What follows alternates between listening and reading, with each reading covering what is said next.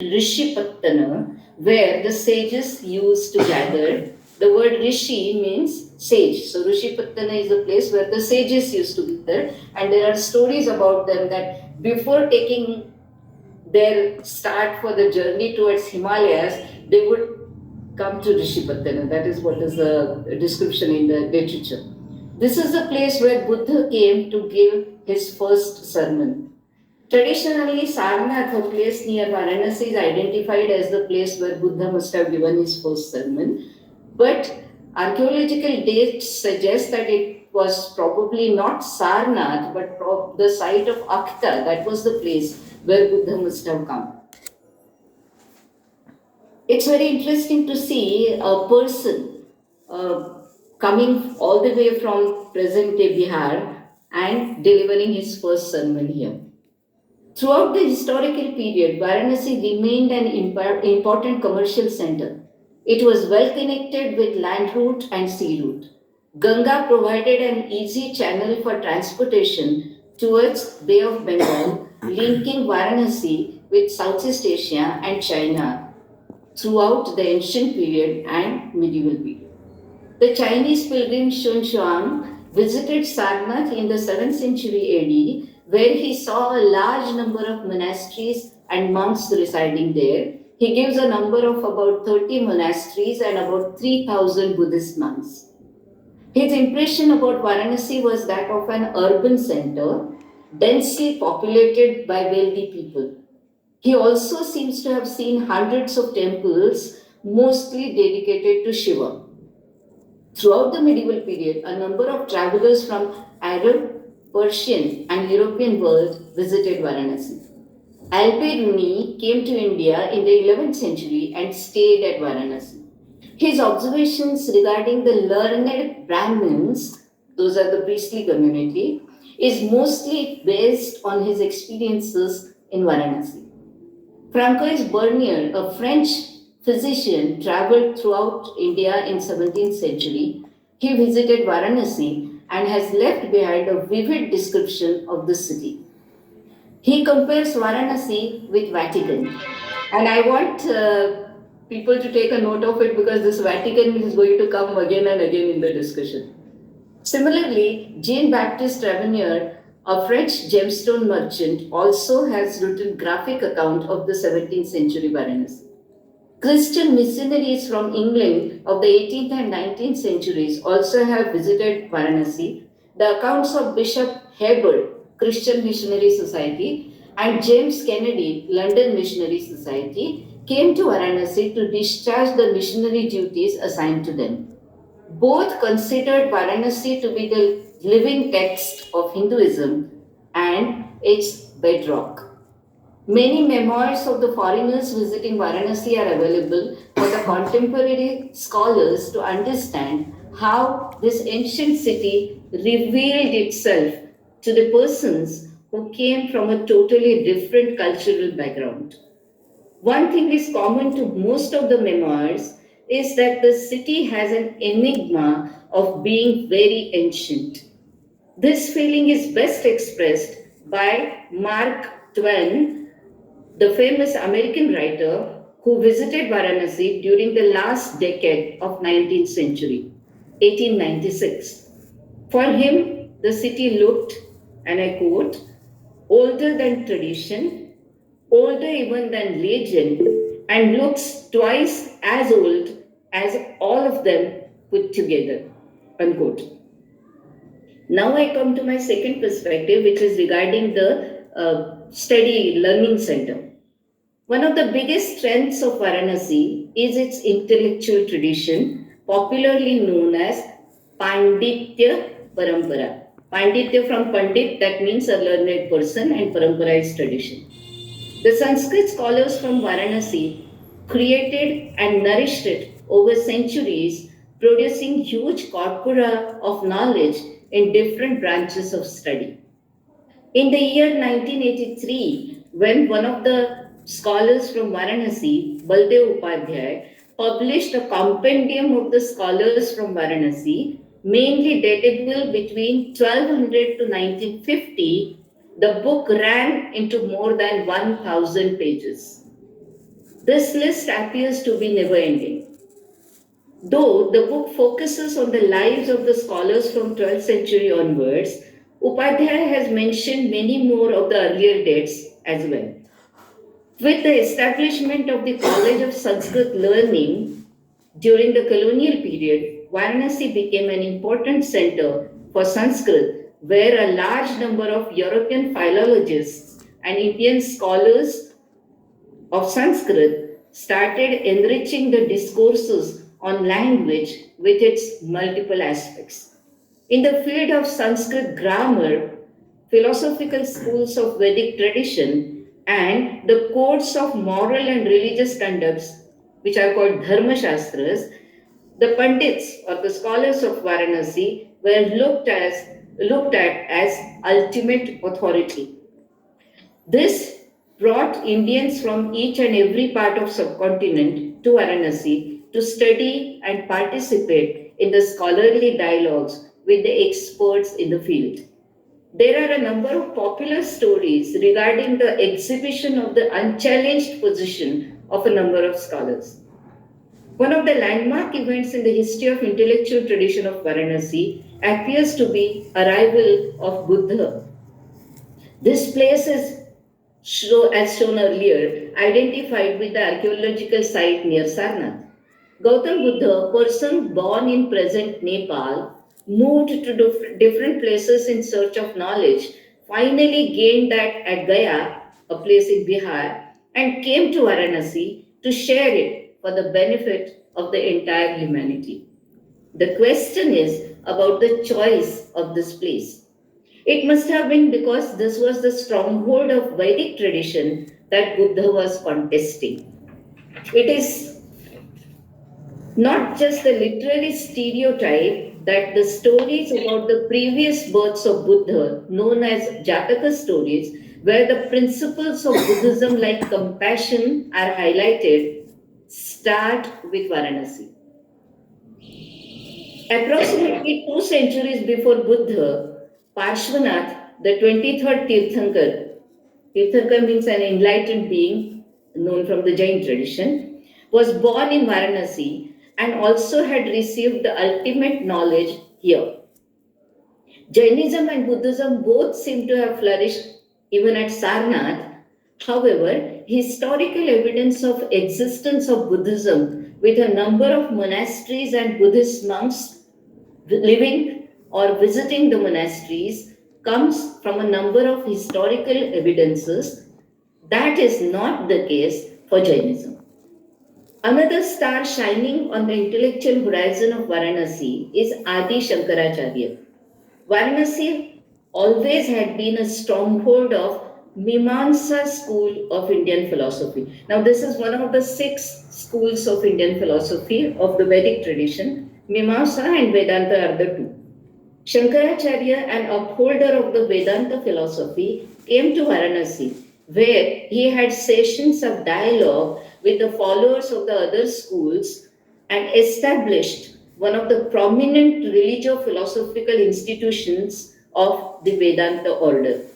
Shankaracharya severely challenged the philosophical postulates of Buddhism and completely extinguished the fire of Buddhist thought. The willingness to indulge in scholarly discussions and enthusiasm to know more as a characteristic feature of the scholarly tradition of Varanasi is also testified by Al-Biruni. Al-Biruni, the famous scholar of Persian intellectual world who visited Varanasi in the 11th century, lived at Varanasi. Mughal ruler Shah Jahan's son Dara Shikoh, this was in 17th century, studied Sanskrit at Varanasi from different scholars of high social and intellectual positions. He translated some important philosophical works from Sanskrit to Persian, and that became a cause of the spread of this knowledge in the Perso-Arabic world and from there also to Europe.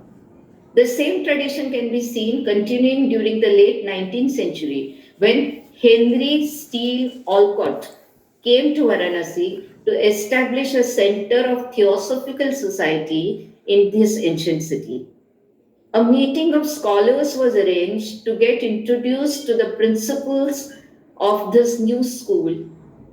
Annie Besant, the India president of Theosophical Society, was welcomed in Varanasi, where she established institutions for grooming the young Indian minds in their own glorious tradition of the true knowledge. J. Krishnamurti, initially a torchbearer of theosophy, parted his ways with Annie Besant and established another school of thought at Varanasi. There are descriptions in the contemporary literature of large crowds gathering to listen to the sermons of J. Krishnamurti. The vibrant intellectual activity at Varanasi can be testified by huge collections of manuscripts coming from Varanasi, Banaras Hindu University, Sampurnananda Sanskrit University, and many monasteries in Varanasi have thousands of Sanskrit manuscripts in their possession. It is impossible to talk about the hundreds of texts composed by the scholars of Varanasi over a period of minimum 1,000 years, but one can sense the enormity of material available for the contemporary researchers in the field of Sanskrit language and also in subjects related to linguistic and philosophical studies. One of the greatest visionaries of the colonial period was Pandit Madan Mohan Malaviya. He founded a great center of learning at Varanasi, the Banaras Hindu University. You can see the gate behind me. His vision was His vision was to train Indian youths in the traditional knowledge along with the Western scientific knowledge. While maintaining absolute commitment to their ancient texts, the scholars of Varanasi, in time of crisis, supported the progressive thought of the reformers. May it be the issue of widow remarriage or the age of consent, the Pandits of Varanasi brought forth the textual testimony in favor of the reform. There are occasions when women also received the traditional knowledge, which by and large was not recommended for them. Panini Kanya Mahavidyalaya of Varanasi is one of the best examples of it. Here, the women get trained to become the officiating priestesses, a field by and large considered to be reserved for men. In the year 1936, Mata Anandamayi, a woman saint, organized a sacred thread ceremony for two of women followers of hers that gave them the right to study the sacred Sanskrit texts. Subsequently, she also established Kanya Peeth, a school for women, where women would get traditional knowledge of scriptures along with the modern subjects. No discussion on the intellectual tradition of Varanasi will be complete without mentioning Kabir of 15th century and Goswami Tulsidas of 16th century. The former being a mystic and the latter being a devotional poet. Ramacharit Manas of Tulsidas and Bijaks of Kabir are held in very high esteem, no less than Sanskrit. Kabir and Tulsidas may be considered as the brightest stars of non-Sanskritic tradition. However, there are many more luminaries of this tradition having Varanasi as their abode. The vast treasure of information regarding the intellectual tradition of Varanasi needs to be studied thoroughly before some threads are lost in the mega project of total transformation of the physical and to some extent the cultural identity of Varanasi. In the wake of the smart city endeavor, it is high time to focus on an in-depth study and documentation of the physical and literary evidences of the intellectual tradition of Varanasi. Now I come to my third perspective, the smart city.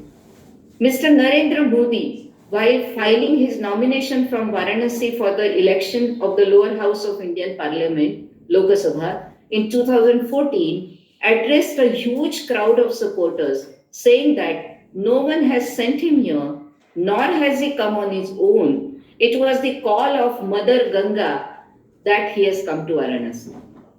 He expressed his wish to see Varanasi as the spiritual capital of the whole world.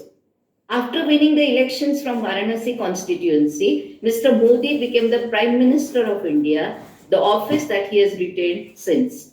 In the capacity of being the Prime Minister, he launched the most ambitious project of smart cities. Initially, Varanasi was not in the list, however, soon it was included and mega projects started getting executed, changing the urban landscape of the ancient city. Recently, the most spectacular event of opening of the Kashi Vishwanath corridor created a great stir in the minds of the beholders. Here is a political leader who is committed to change the old perception of Varanasi that it is a place of chaos and various kinds of hardships. This is considered to be inevitable for centuries. And the supremely blessed spiritual place does not care. This is the impression. The project of changing the ancient city into a smart city is all filled with dreams of creating ease of doing business, where pilgrimage and tourism are expected to work as complementary. Every aspect of life will be transformed because the perception about the place of living is changing. It is worth developing ways to see how the inhabitants of this ancient city look at these changes. In that sense, this webinar has been organized in the most appropriate time. What exactly is changing?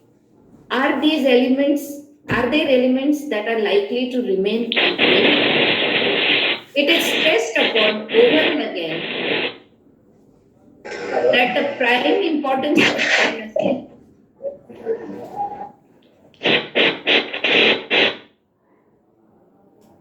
It is stressed over and again that the prime importance of Varanasi is of being a religious place of Hindu pilgrimage. Taking a dip in the river Ganga, visiting the temples of Kashi Vishwanath and other, that ensures salvation. If it is not in this bodily form, at least after death. In this scheme of religious aspiration, order or chaos does not matter. On the other hand, the Smart City project is all about bringing order and comfort in the lives of the people in the city, more so in the lives of business and trading community. For those who are planning for the ultimate salvation, the faster means of digital world or obstacle-free roads are not the priority. In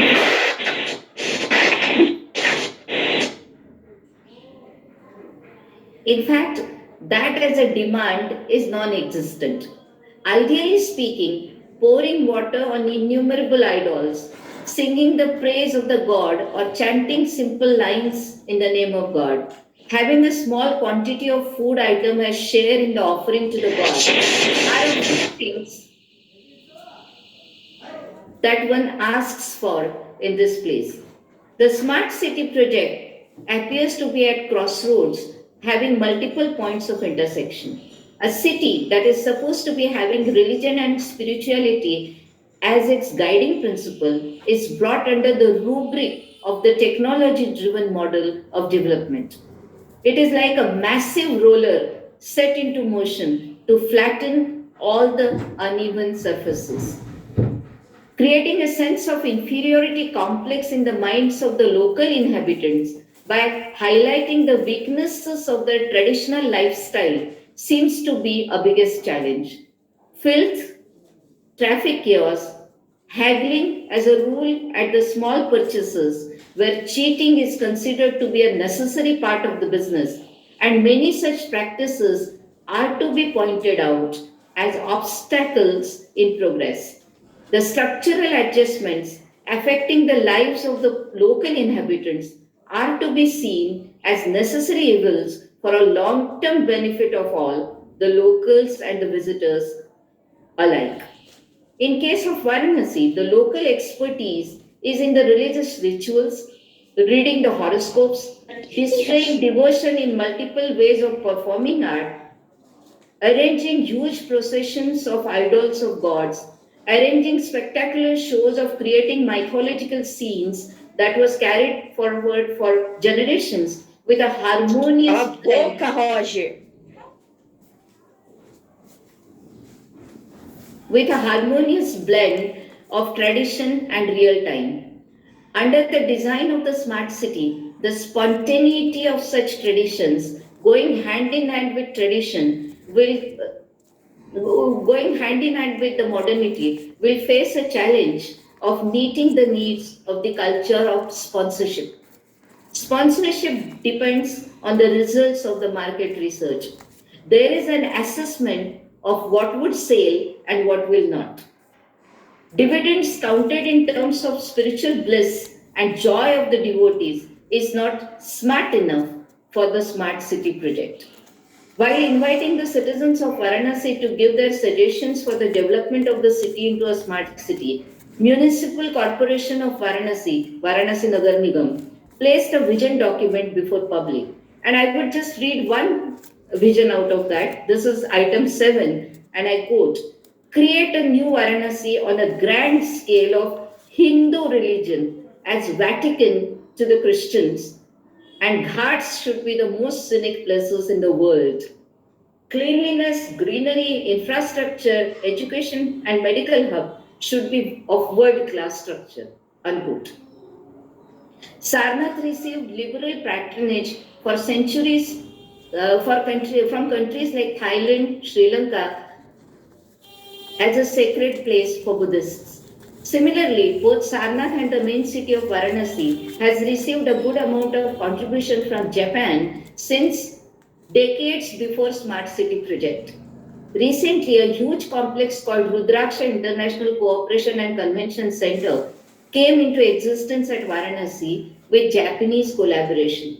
A similar collaboration is expected to take shape between India and China under the auspices of Shanghai Cooperation Organization by way of declaring Varanasi as its cultural and tourism capital.